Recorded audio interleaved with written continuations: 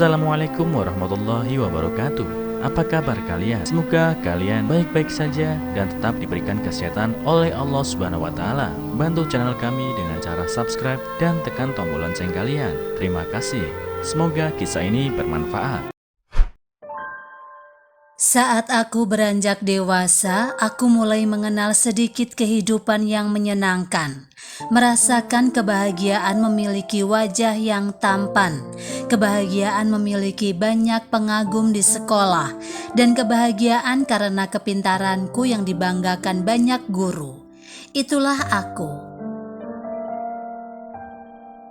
Putra Anggara, seorang remaja laki-laki yang diberkahi banyak keberuntungan oleh Sang Pencipta. Tapi ada satu hal yang membuat aku tak merasa beruntung, yaitu aku malu mempunyai seorang ibu yang tunanetra.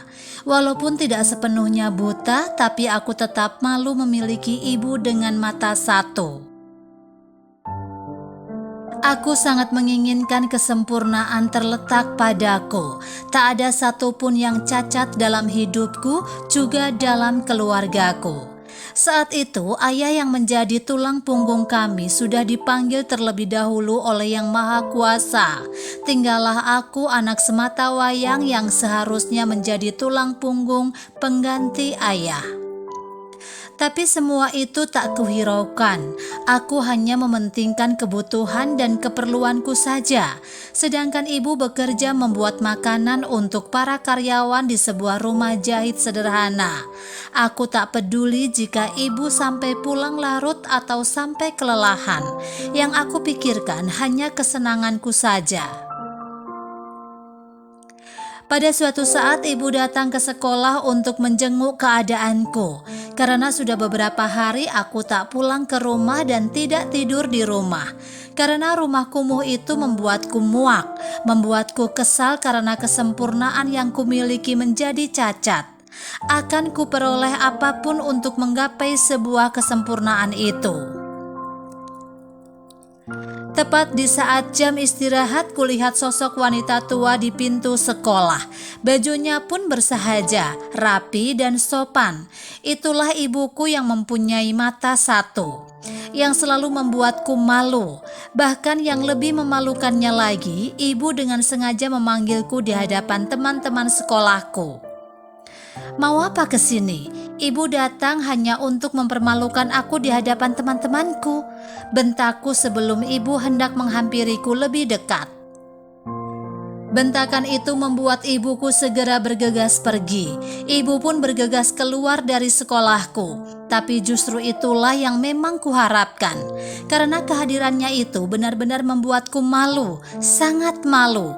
Sampai beberapa temanku berkata dan menanyakan, "Hai Put, wanita tadi ibumu ya? Dia masih bisa melihat kan? Cepat antar dia pulang, takut tersandung di jalan." Hahaha, ledek salah satu temanku yang membuatku sangat geram.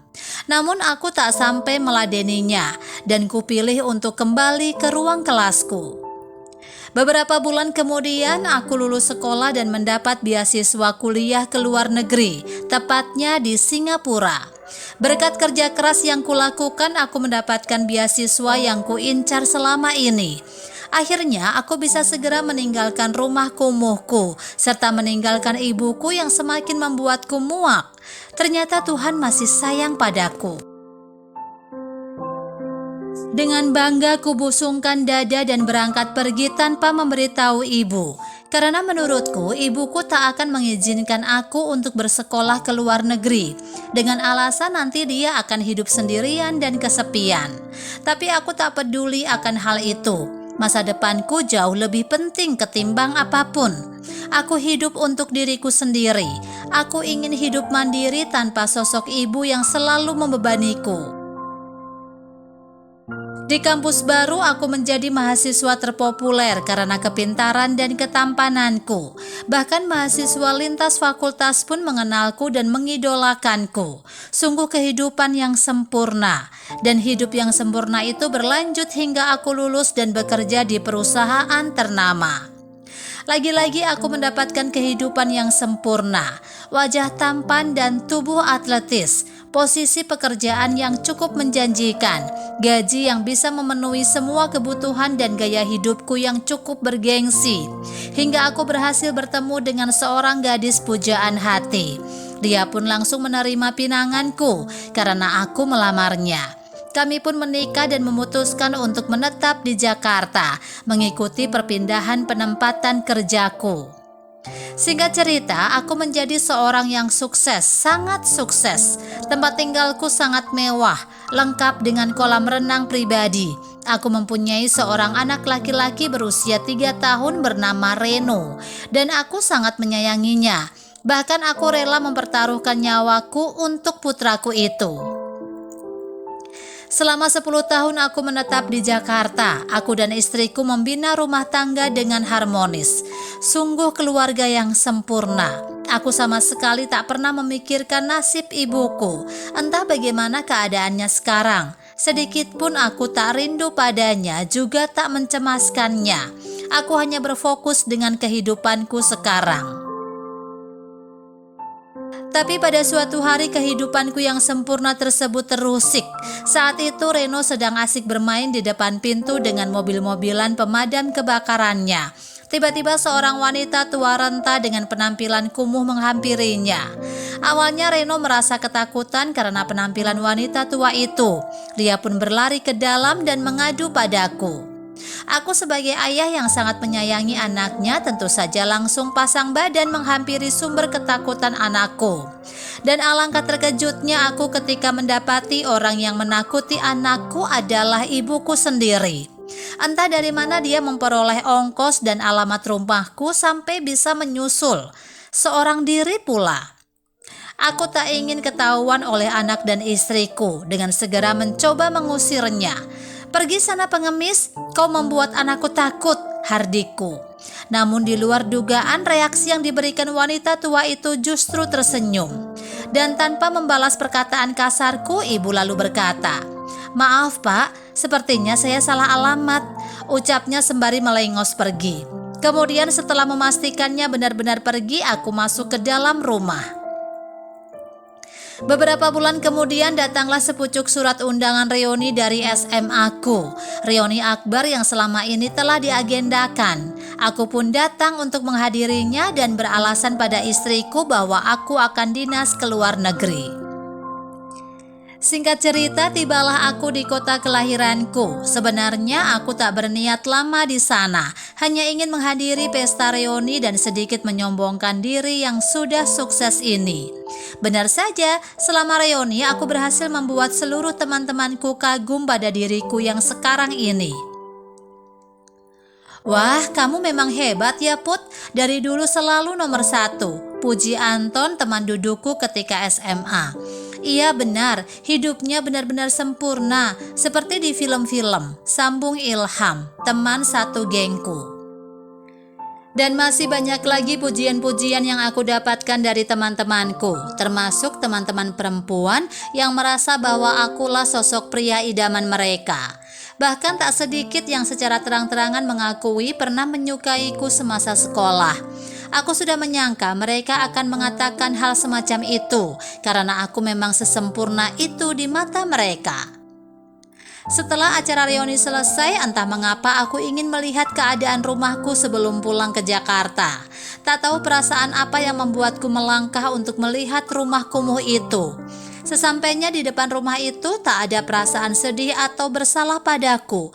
Bahkan aku sendiri sebenarnya sempat jijik melihatnya. Dengan rasa jumawa, aku pun memasuki rumah itu tanpa mengetuk pintu terlebih dahulu. Langsung saja kulenggangkan kakiku menyusuri seisi rumah. Kulihat rumah yang begitu berantakan dan tak terurus. Namun aku tak menemukan sang pemilik di dalamnya. Entahlah dia kemana atau sedang ada urusan apa. Tapi justru aku merasa lega karena tak bertemu dengannya. Bergegas aku keluar dan bersiap untuk pulang. Namun di depan rumah itu aku bertemu dengan salah satu tetangga, Bu Warsih namanya. "Akhirnya kau pulang juga Putra, kemana saja selama ini?"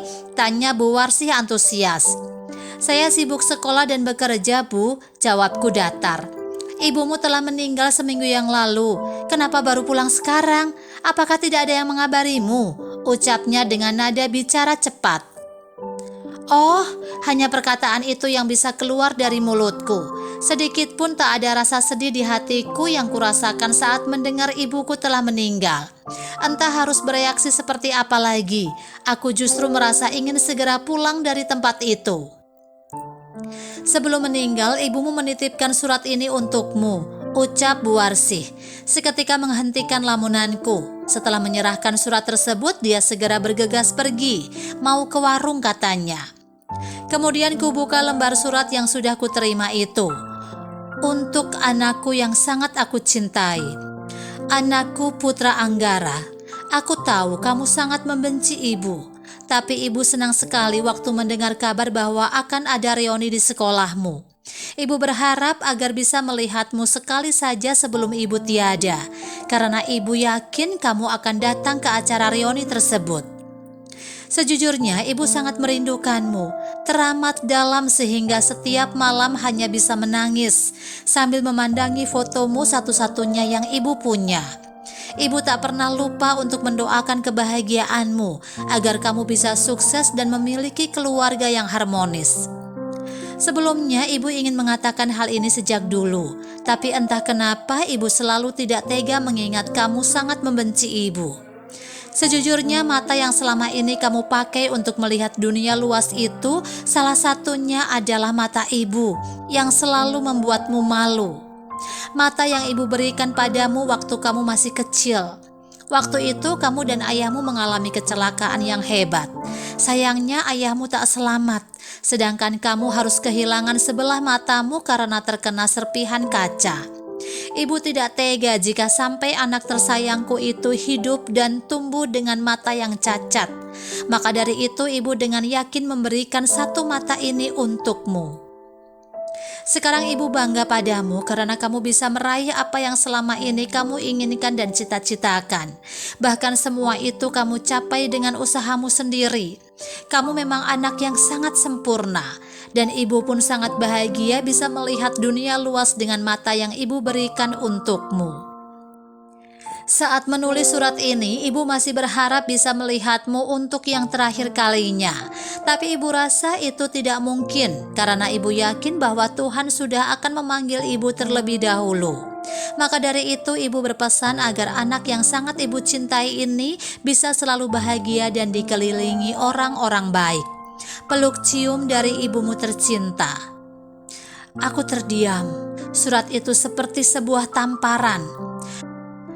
Bak petir di siang bolong yang menghantam seluruh saraf-sarafku. Kini baru kusadari bahwa yang membuatku malu sebenarnya bukan ibuku, tetapi diriku sendiri. Aku yang selalu merasa sempurna, aku yang selalu merasa malu memiliki ibu bermata satu, dan aku yang selalu jumawa di atas teman-temanku. Itulah hal yang paling memalukan di dunia ini. Dari kisah ini kita bisa belajar bahwa tidak ada yang sempurna kecuali Sang Pencipta. Kisah Putra dan ibunya mengajarkan kita bahwa pengorbanan seorang ibu tidak akan pernah lekang oleh waktu. Bahwa di akhir hayatnya pun yang ada di dalam doanya hanyalah kebahagiaan sang anak. Namun sang anak justru merasa malu memiliki ibu yang sangat hebat tersebut. Putra memang memiliki sepasang mata yang lengkap, namun pada kenyataannya mata hatinya lah yang selama ini tertutup oleh pencapaian yang telah dia raih. Tanpa disadari bahwa di balik kesuksesan dan kebahagiaannya ada doa dan dukungan dari seorang ibu yang tak ada hentinya. Bagaimana menurut kalian? Tulis pendapat kalian di kolom komentar ya. Wassalamualaikum warahmatullahi wabarakatuh.